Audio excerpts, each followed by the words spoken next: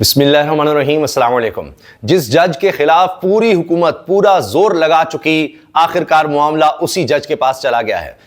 اسلام آباد high court کے جج جسٹس طارق محمود جہانگیری، ان کے پاس تینوں حلقے گئے تھے اسلام آباد کے، جو تینوں نون لیگ ہاری اور فارم 47 جعلی بنا کر جتوائی گئی۔ تینوں حلقے طارق محمود جہانگیری صاحب نے کھول کر رکھ دیے اور فارم 45 بھی منگوائے اور ان سے بیان حلفی بھی منگوائے۔ پھر کیا ہوا؟ الیکشن کمیشن کے ساتھ مل کر حکومت نے سازش کی۔ الیکشن کمیشن نے جسٹس طارق محمود جہانگیری کو کام سے ہی روک دیا، ان کے پاس سے کیسز کہیں اور لے گئے۔ پھر معاملہ گیا چیف جسٹس اسلام آباد ہائی کورٹ کے پاس، جناب عامر فاروق کے پاس۔ اچھا، آج اب فیصلہ کیا آیا ہے؟ بہت ہی دلچسپ ہے، اسی پر ہم بات کریں گے۔ پہلی چیز تو یہ ہے کہ 3 ماہ 10 دن ہو گئے طارق محمود جہانگیری صاحب کو کام سے روکتے ہوئے کہ وہ ٹریبونل اسلام آباد ہائی کورٹ کے تینوں حلقے کھول دیے تھے انہوں نے، اور سب کو پتا ہے کہ تینوں حلقوں میں تحریک انصاف جیتی ہوئی ہے۔ وہ فیصلہ اگر قانون کے مطابق آ جاتا ہے تو حکومت فارغ ہے، اس لیے کہ وہ تو تینوں حلقے اسلام آباد کی نہیں جیتی، وفاقی دارالحکومت کی نہیں جیتی۔ مصطفیٰ نواز کھوکھر صاحب لیے پھر رہے ہیں اپنے پاس بھی فارمز جو کہ پیپلز پارٹی میں رہے، اور وہ کہہ رہے ہیں تحریک انصاف جیتی ہوئی ہے، جماعت اسلامی کے فارمز دیکھ لیں آپ۔ خیر، اب ہوا یہ کہ طارق محمود جہانگیری صاحب نے سب کچھ منگوا لیا تھا۔ الیکشن کمیشن نے کیس کہیں اور کر دیا، یہ فوری طور پر گئے وہاں درخواست لے کر، اور جھٹ پٹ میں جناب وہ چاہے ڈاکٹر طارق فیصل چودھری ہوں یا دیگر 2 لوگ ہوں جن کو فارم 47 جعلی پر جتوایا گیا ہے، تو الیکشن کمیشن تو خود ساتھ ملا ہوا ہے، انہوں نے تو فیصلہ یہی دینا تھا۔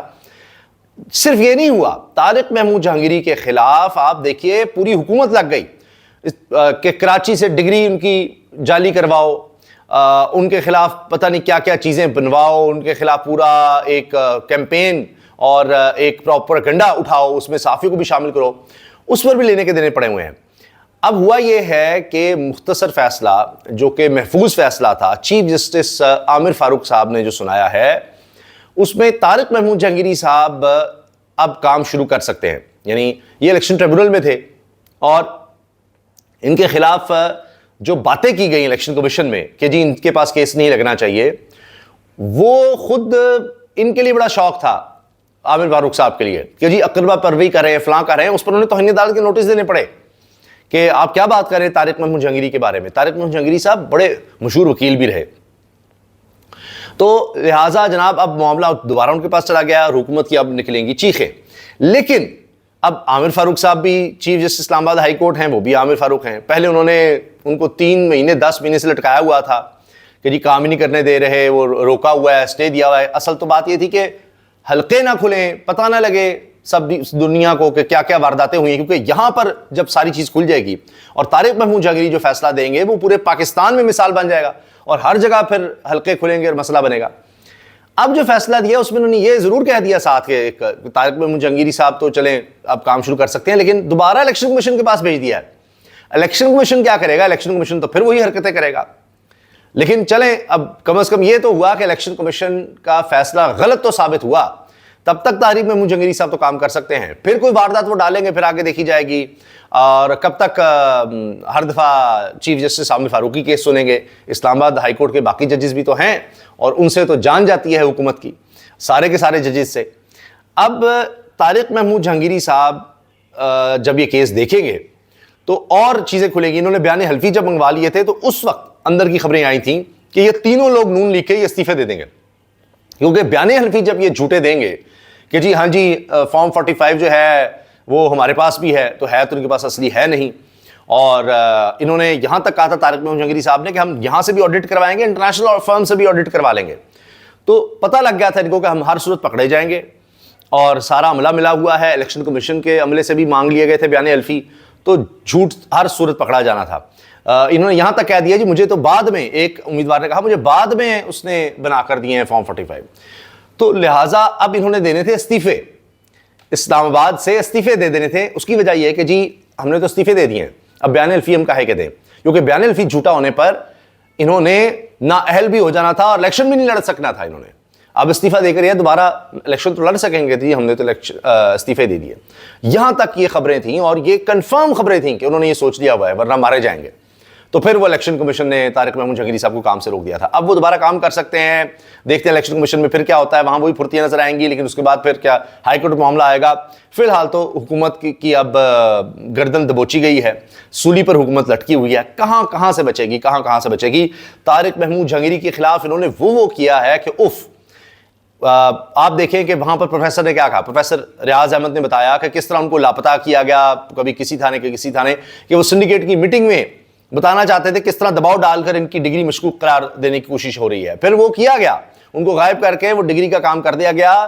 پھر جناب راز کھلے کتنے لوگ تھے, کتنے نہیں آئے. سندھ ہائی کورٹ میں معاملہ گیا, سندھ ہائی کورٹ نے سنڈیکیٹ کا فیصلہ ہی معطل کر دیا, کیونکہ انہوں نے جو بنیادی پرنسپلز ہیں کہ اس بندے کو تو سنا جائے. اور آج تک اور 30 سال کے بعد ڈگری یاد آ رہی ہے ان کو, آج تک کبھی نہیں ہوا کہ اس طرح سے کسی کی ڈگری جو ہے مشکوک قرار دی جائے. وہ روز کے کیسز ہو رہے ہوتے ہیں, مگر ایسا نہیں ہوا. سندھ ہائی کورٹ نے وہ بھی اڑا دیا. پھر طارق محمود جہانگیری صاحب جو ہیں, اصل میں ان کو ٹارگٹ اس لیے بھی کیا جا رہا ہے کہ ٹریان وائٹ کیس میں یہ دوسری دفعہ جب بینچ بنا تھا, اس میں انہوں نے کہا کہ یہ بندہ ہی مشکوک ہے, 2 نمبر آدمی ہے, یہ کہاں سے کیس لے آتا ہے, اور جعلی اور 2 نمبر کے کیس ہی نہیں بنتا. پہلے بھی اسلام آباد ہائی کورٹ کے 2 ججز یہ فیصلہ دے چکے ہیں, بلکہ 3 کا بینچ تھا, وہ تو عامر فاروق صاحب نے نہیں نا پھر وہ اپنا فیصلہ دے دیا اور فیصلہ ہی اتار دیا تھا کہ جی دوبارہ بینچ بنے گا. دوبارہ بینچ بنا تو طارق محمود جہانگیری میرا خیال ہے اس کو ہیڈ کر رہے تھے, اور وہاں انہوں نے یہ کہہ دیا. وہ بھی طارق محمود جہانگیری صاحب کا بہت بڑا قصور ہے, اس لیے طارق محمود جہانگیری صاحب جو ہیں وہ نشانے پر ہیں, لیکن ڈرتے ہی نہیں ہیں, گھبراتے ہی نہیں, کوئی خوف ہی نہیں. یہ سب کرنے کے بعد جب رپورٹرز ان کی عدالت میں گئے تو دیکھا کہ وہ ایسے ہے جیسے کچھ ہے ہی نہیں, کچھ ہوا ہی نہیں ہے. یہ ہے جسٹس طارق محمود جہانگیری. اور پیپلز پارٹی کے جیالے مانے جاتے تھے, زیادہ دور میں جیلیں کاٹی ہیں انہوں نے, پیپلز پارٹی کی خاطر جیل میں جا چکے ہیں. بڑے جیالے وکیل کی وکالت کے دور میں یہ کہتے تھے جیالے ہیں پیپلز پارٹی کے ہیں. اور آج دیکھیں آپ کہ وہی پیپلز پارٹی, وہی بلاول بھٹو زرداری, وہی آصف زرداری, وہ ان کے کتنے خلاف ہوئے ہیں کہ جی وہاں پر کراچی میں ان کی ڈگری جعلی کرو, ان کے خلاف پورا محاذ کرو, اور حکومت کا ساتھ اور سب ملے ہوئے ہیں. یہ حال ہے. تو سیاست بڑی بے رحم ہوتی ہے, اس میں کوئی کسی کا نہیں ہوتا, اور کوئی اخلاقیات ہمارے ہاں کچھ بھی نہیں ہے سیاست میں. اب جناب ایک اور خبر جو ہم آپ سے تفصیل میں پچھلی ویڈیو میں ڈسکس کی ہے کہ کیوں یہ کہا جا رہا ہے کہ عمران خان نے سب سے بڑی وکٹ اب گرائی ہے حکومت کی. سب سے بڑی وکٹ جو کہ دہائیوں سے حکومت کے ساتھ تھی, وہ ہے مولانا فضل الرحمان صاحب. کوئی نہیں سوچ سکتا تھا کہ دونوں اکٹھے چل سکتے ہیں, لیکن اب فضل الرحمان صاحب کو بھی پتا ہے کہ اگر انہوں نے دوبارہ پاپولیرٹی لینی ہے, اگر کوئی سیاست جانی ہے, اور انہوں نے اگر کچھ حاصل بھی کرنا ہے اب, تو وہ تحریک انصاف کے ساتھ کھڑے ہو کر ہی ہے. وہ اور زیادہ مضبوط ہوں گے, ان کی گیننگ پاور, نیگوشیٹنگ پاور اور زیادہ بڑھے گی. اور عمران خان سمجھتے ہیں کہ دیکھیں یہ ترمیم رکوا کر انہوں نے بہت بڑا کام کر دیا ہے, اور اس کے لیے مولانا صاحب کی ضرورت تھی, تو ون ون سچویشن دونوں کے لیے تھی, اس لیے ساتھ چلے ہیں. جب تک چلتے گے دیکھیں گے, اس کے بعد دیکھیں یہ کیا بنتا ہے. پھر وہ عمران خان کہے گا جی میں نے تو کوشش کی تھی, مولانا صاحب اگر ڈیل کر کے نکل گئے. تو ابھی تو یہ ہے کہ اس طرح سے آئینی ترمیم اب نہیں آ سکتی. اور اس میں بہت بڑی جو بات ہوئی ہے وہ ہم اگلی ویڈیو میں بات کریں گے کہ جسٹس سید منصور علی شاہ صاحب کا نوٹیفیکیشن جب تک نہیں آتا, تو اب متحدہ اپوزیشن کی طرف سے, یعنی مولانا فضل الرحمان صاحب کی طرف سے پیغام پہنچا دیا گیا, اس وقت تک کسی قسم کی کوئی بات اب آگے نہیں ہوگی. اگر کوئی بھی آئینی ترمیم لانی ہے کسی بھی طرح کی, قاضی صاحب کی ایکسٹینشن تو چھوڑ دیجئے نا, باقی کچھ کرنا چاہتے ہیں آپ, کوئی نئی عدالت بنانا چاہتے ہیں, جو بھی کرنا چاہتے ہیں مستقبل کے لیے, وہ بات تب ہوگی جب نوٹیفیکیشن آ جائے گا. اجازت دیجئے, اللہ حافظ.